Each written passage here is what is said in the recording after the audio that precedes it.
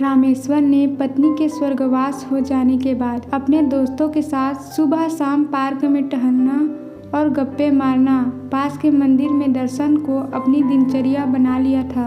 हालांकि घर में उन्हें किसी प्रकार की कोई परेशानी नहीं थी, सभी उनका बहुत ध्यान रखते थे। लेकिन आज सभी दोस्त चुपचाप बैठे थे। एक दोस्त को वृद्धा आश्रम भेजने की बात से सभी दुखी थे। आप सब हमेशा मुझसे पूछते थे कि मैं भगवान से तीसरी रोटी क्यों मांगता हूँ। आज बतला देता हूँ। कमल ने पूछा, क्या बहू तुम्हें सिर्फ 3 रोटी ही देती है? बड़ी उत्सुकता से एक दोस्त ने पूछा। नहीं यार, ऐसी कोई बात नहीं है, बहू बहुत अच्छी है। असल में रोटी 4 प्रकार की होती है। पहली सबसे स्वादिष्ट रोटी, माँ की ममता और वात्सल्य से भरी हुई, जिससे पेट तो भर जाता है पर मन कभी नहीं भरता।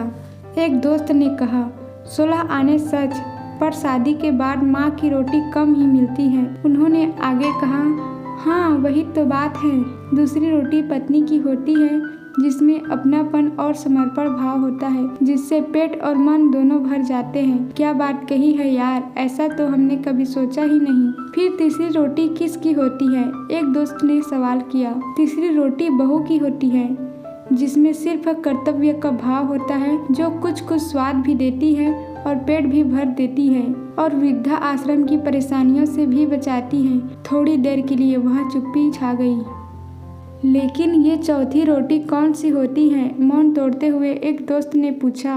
चौथी रोटी नौकरानी की होती है, जिससे न तो इंसान का पेट भरता है, न ही मन तृप्त होता है, और स्वाद की तो कोई गारंटी ही नहीं है। तो फिर हमें क्या करना चाहिए यार?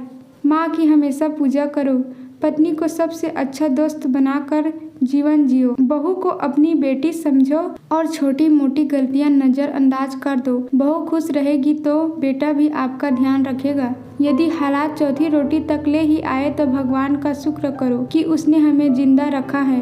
अब स्वाद पर ध्यान मत दो, केवल जीने के लिए बहुत कम खाओ ताकि आराम से बुढ़ापा कट जाए। बड़ी खामोशी से सब दोस्त सोच रहे थे, हम कितने खुशकिस्मत हैं।